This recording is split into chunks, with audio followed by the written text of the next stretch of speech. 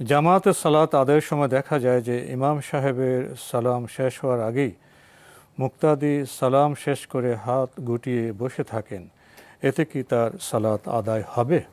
না, এই মুক্তাদি যদি ইমামের আগে সালাম ফিরিয়ে ফেলেন তাহলে তো ইমাম অনুসরণ করলেন না, তার সালাত হবে না।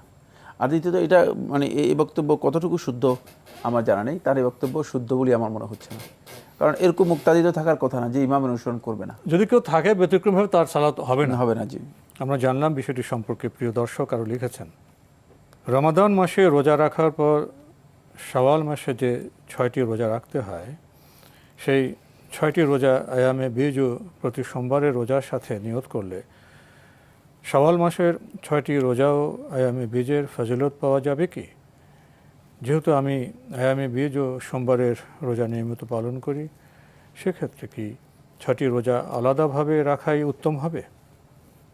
না, একসাথে রাখতে পারেন, একসাথে রাখতে পারেন। আইয়ামুল বীজের সাথে রাখলে আপনি একই সাথে সওয়াব পেয়ে যাবেন, কোনো সন্দেহ নেই। জি।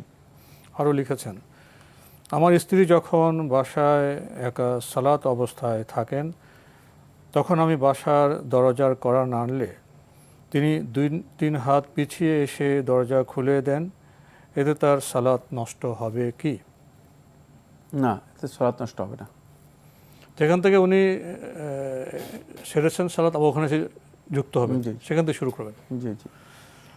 আমরা জানলাম বিষয়টি সম্পর্কে। প্রিয় দর্শক আরও লিখেছেন, ইমাম সাহেব জামাতে সালাত আদায়ের সময় সূরা ফাতিহা পড়ার পর বড় এক আয়াত সঠিকভাবে পড়ার পর পরের 2-3 আয়াত ভুল পড়লে সেক্ষেত্রে কি সালাত হবে? সালাত হয়ে যাবে, জি, সালাত হয়ে যাবে। জামাতে সালাত আদায়ের সময় ইমাম সাহেবের ডান দিকে সালাম ফেরানো পর্যন্ত আমি কি একাধিক দোয়া মাসুরা পড়তে পারবো? দোয়া মাসুরা পড়তে পারবেন, জি। লিখেছেন, 4 রাকাত সুন্নত সালাতের নিয়ত করার পর যদি কোনো কারণে 2 রাকাত পড়ে সালাম ফেরাতে হয়, সেক্ষেত্রে কি 2 রাকাত সালাত আদায় হবে? 2 রাকাতে যদি আপনি সালাম ফিরেন যথারীতি, তাহলে আপনার সালাত আদায় হয়ে যাবে।